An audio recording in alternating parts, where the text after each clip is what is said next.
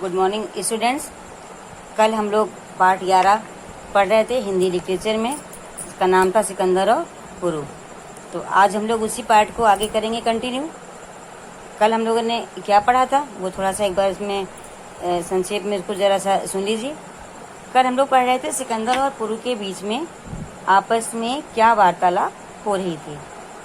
ठीक है, तो जब सिकंदर ने पुरु को हरा दिया था और पुरु का राज जीत लिया था और पुरु को बंदी बना करके सिकंदर के सामने लाते हैं, तब उन दोनों के बीच में जो भी बातचीत थी कल हम लोग उसके बारे में पढ़ रहे थे।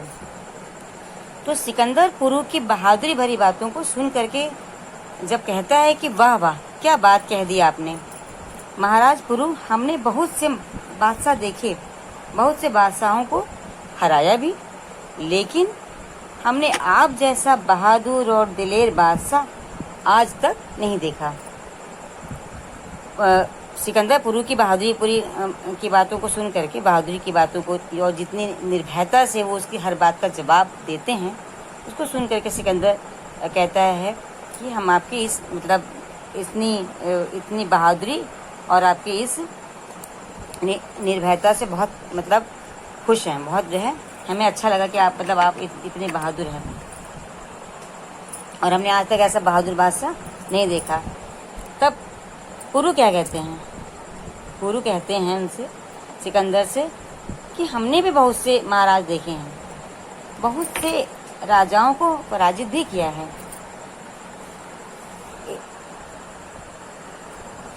और पुरु कहते हैं कि तीर और तलवार की सौगंध हमने आप जैसा ओछा और घमंडी राजा आज तक नहीं देखा।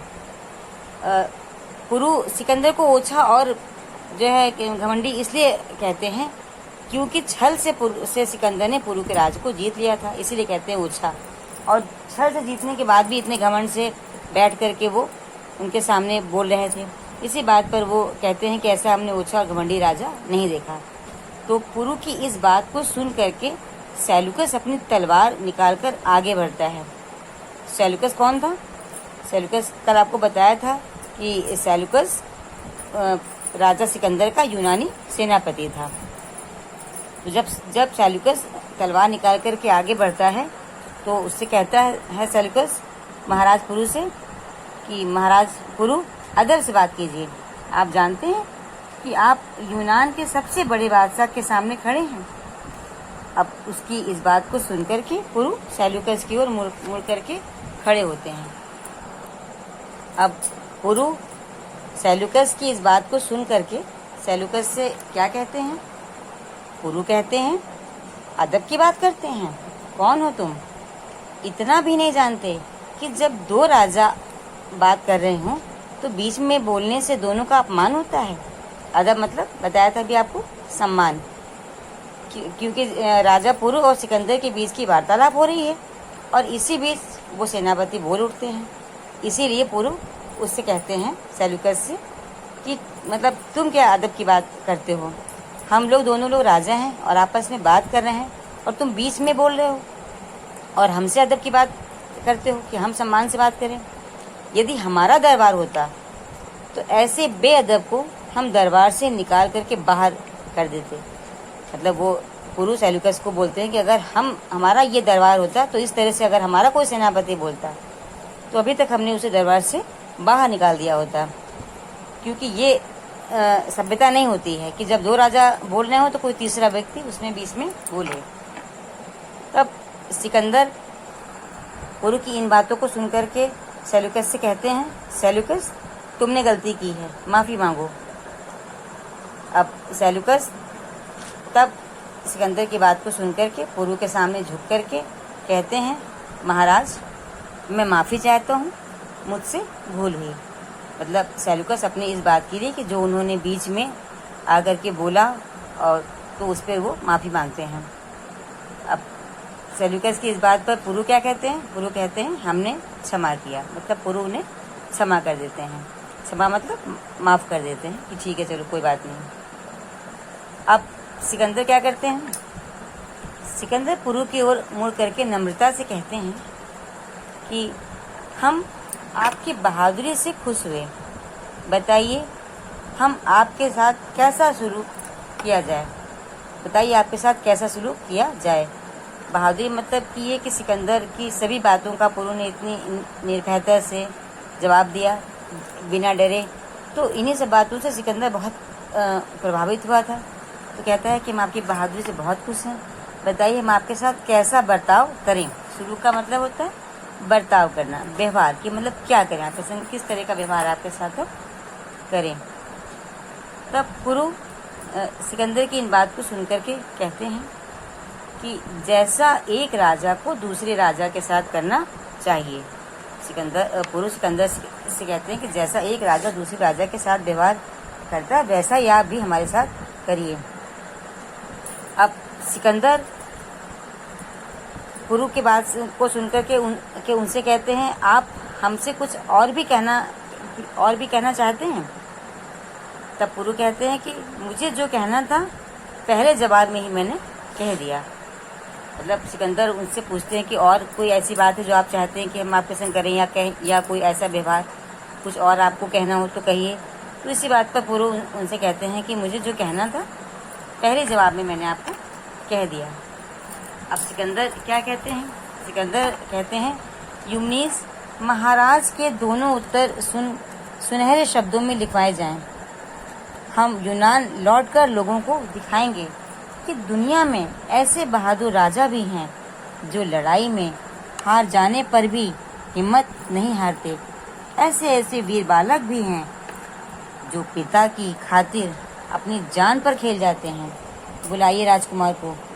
और उसी समय सैनिक समर को लेकर के आते हैं और समर को यूमनीस और समर को जो है यूनान के भेष में देख करके, क्योंकि जो समर था राजा पुरु का पुत्र वो यूनानी भेष में सिकंदर के दरबार में बैठा था। तो जब समर आता है तो पुरु उसको देखकर एकदम से चौंक जाते हैं।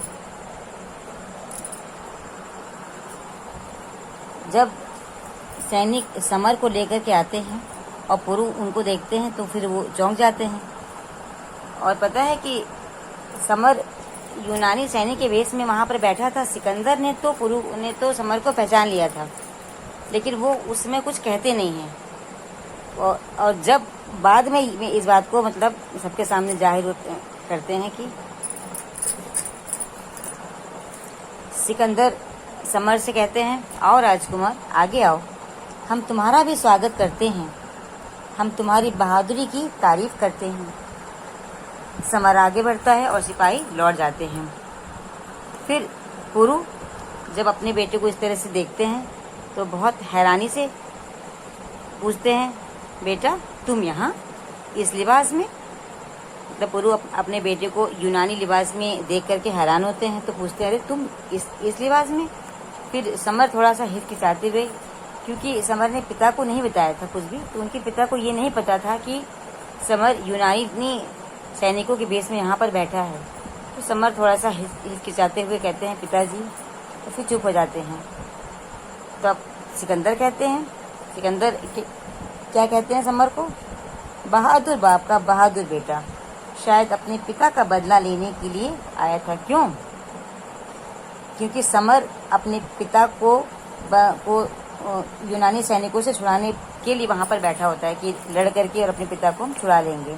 हालांकि वो बहुत छोटा था, लेकिन फिर भी अपनी बहादुरी से वो अपने पिता को बचाने के लिए वहाँ पर जाता है कि वो अपने पिता को बचा करके वहाँ से लाएंगे। तो उसकी इसी बहादुरी से खुश होकर के सिकंदर कहते हैं कि बहादुर बाप का बहादुर बेटा।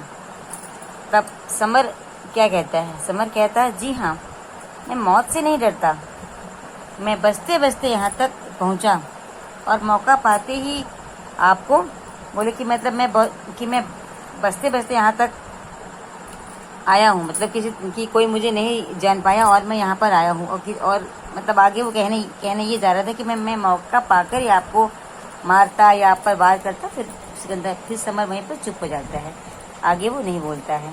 तो तब सिकंदर उससे कहते हैं हम जानते हैं, हम तुम्हारी भावनाओं का आदर करते हैं, हमने तुम्हें माफ़ किया। फिर पुरु से कहते हैं हमने आपको भी आज़ाद किया। हम झेलम नदी के आसपास का सारा जीता हुआ इलाका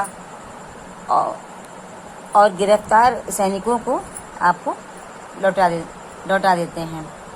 फिर सेल्यूकस से कहते हैं, सेल्यूकस फौजों को खबर करो कि जीता हुआ इलाका इनके हवाले कर दो और लौटने की तैयारी करो।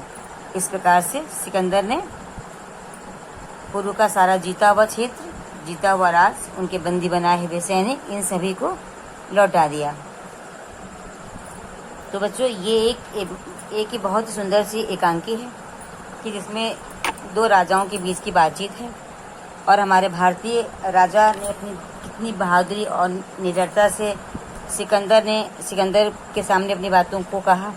सिकंदर जिसने कि पूरे विश्व को उस समय जीत रखा था और उसके डर से बड़े बड़े राजा डरते थे और कांपते थे, लेकिन पुरु ने जिस बहादुरी और जिस वीरता से उसका सामना किया, उसकी बातों का जवाब दिया, इससे सिकंदर बहुत खुश होकर के और प्रसन्न हुआ। उसने उसका राज को वापस किया और अपने राज चला गया।